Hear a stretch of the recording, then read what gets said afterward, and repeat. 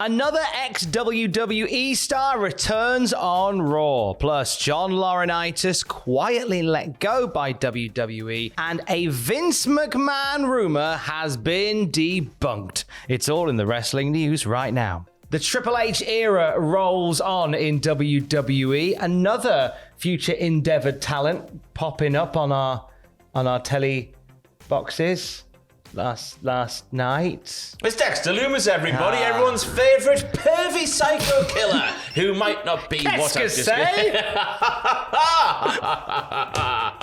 Yes, he came back after a match that involved AJ Styles and The Miz. AJ Styles won the match. We look over to the crowd. There's a man in a hooded jacket walking towards the barricade. He gets to the barricade. We see it's Dexter Lumis. They refer to him as such, I think, once on commentary, so he hasn't got a name change there. But then, brilliantly, I thought, the actual real police, not the one was singing, but the actual real ones who arrest folk and whatnot, they came and escorted Dexter out the arena. Now, what we saw on the TV show initially was like a bit of a hullabaloo at ringside that AJ Styles reacts to, and then on commentary they mention, oh, it's Dexter Lumis. They don't really focus too much on it, but then on the YouTube channel, they've got some like a second camera footage which shows everything of Lumis coming up, his hood coming off, him being dragged away. It's really well done and not like, hey guys, that's Dexter Lumis, Could guys. it be? Oh my! He's being arrested, guys. It was just like a very little nod. And I like the idea of Lumis, first of all, rocking up back, but then him and AJ having a thing. Yeah, I just like That's the fact nice. he could do what he was doing way back in the day and just stalk numerous members of the roster until he finally captures someone and just has his merry way with them. What would he do with them? I think sit them down and have a tea party. Yes. I'm Mrs. Nesbitt. Just make them watch all 25 series of Love Island back to back to back and have a great time. Really, really cruel.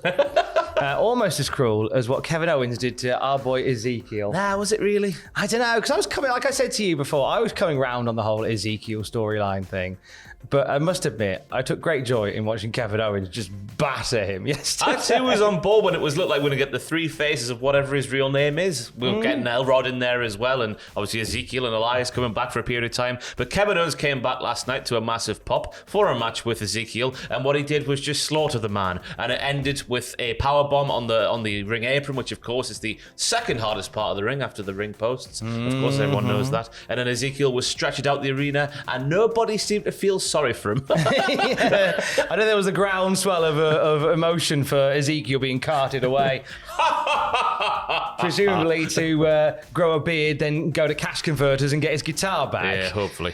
Kevin Owens on I believe it was either on the Raw show or on Raw Talk afterwards, kind of did cut a promo where he said, like, you know, a lot of more eyes are on this show now, so the real Kevin Owens is back. I'm going to remind you why it's the Kevin Owens show. This falls in nicely with what Fightful was saying about how creative is being cooked up for Triple H favourite Kevin Owens. Yeah. So it's fun to watch all these pieces fall into place now very rapidly. Yeah. And it's nice to see, because NXT 2.0 got a lot of pelters for introducing so many new gimmicks in such a short space of time. But I like the fact it's being dribbled in week on week on week, so everyone's getting their time to shine. Oh my God, it's him, let's rejoice. And then next week, maybe we'll see someone else come back. I think we'll... I like how it's not all just being thrown at us at once. Yeah.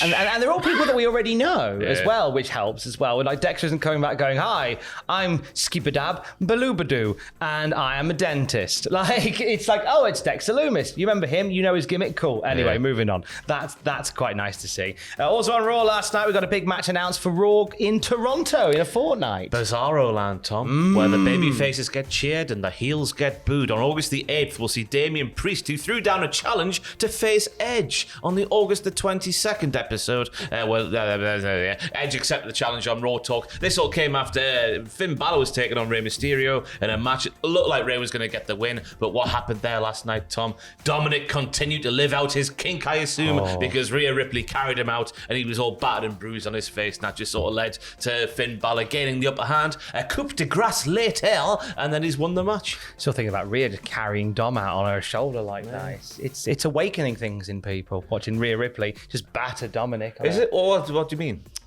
Other news this week, PW Insider have reported that following on from their story about Vince McMahon and John Laurinaitis, several WWE sources reached out to confirm that John Laurinaitis has been officially, quietly let go by the company. Who called him?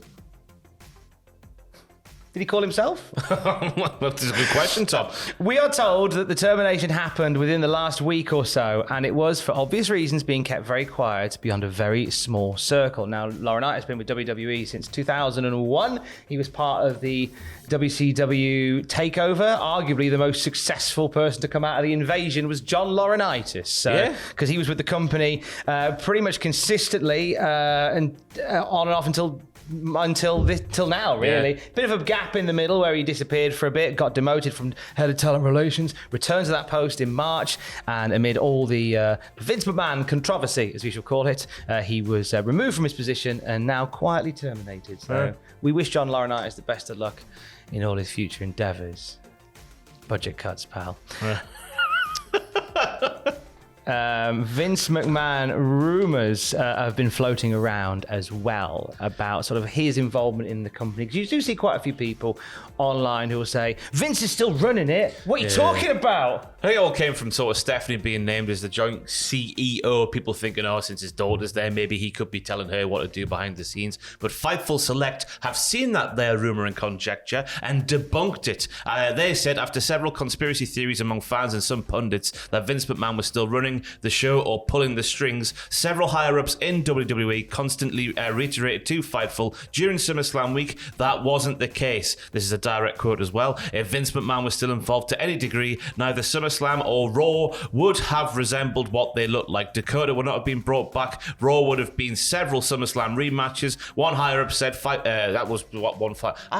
Why can't I ever read on the news? You're doing a great read. You're doing I've got a degree, for goodness sake. Fightful was told that Vince McMahon has no say in day-to-day or creative anymore, and there have been rumours in him having limited access to gaining information about the ongoing process itself. So there you go. There's your rumours debunked. PW Insider also adding to that, saying that Vince McMahon has been nowhere near WWE HQ since his retirement. Leaving it with a big cardboard box. I thought you'd turned up with a box to collect a few of his possessions. A massive cardboard box to put that bloody T-Rex skull in. I'd have made use of the parking because there's a Netto around the corner. You could have parked there and saved yourself some money. Oh. You could have seen, maybe. There might not be a Netto around the corner from WWE HQ. I like the idea that there is, though. Is there still Nettos anywhere? There must be a Netto somewhere. Is there a Netto in your area? Let us know. Let us know in the comments below. Wrestling conversation. With the Vince, I can see why people would think, Vince is still running it, but I find it difficult to believe that Vince would allow some of the stuff that we've seen, a stable that he said was crap, a face turn that he didn't want, wrestlers that he released because there was nothing for them, coming back willy and or nilly. Roman Reigns said hospital on SmackDown. You wouldn't allow it. We had people watching television the right way round on Raw last week. 2 weeks ago, was it? The first Raw after it all blew up, sorry. Not one commentator has been shouted at in 2 weeks. You think Vince McMahon would stand for all this nonsense within his child? Of course not. It is amazing, though, because I was one of the ones who just thought, Stephanie's there. He would still have some sort of, communication with her and not necessarily pull the strings, but say, maybe do it this way, Stephanie. But it's good to see he's just gone completely, I guess. Terrifying if that was how she talks. That was Vince, not. I thought that was Steph. Yeah. Like Triple H coming down in the morning. Good morning, wife. As a Snickers, then she's fine. We'll have more wrestling news throughout the day at cultaholic.com. Stay safe.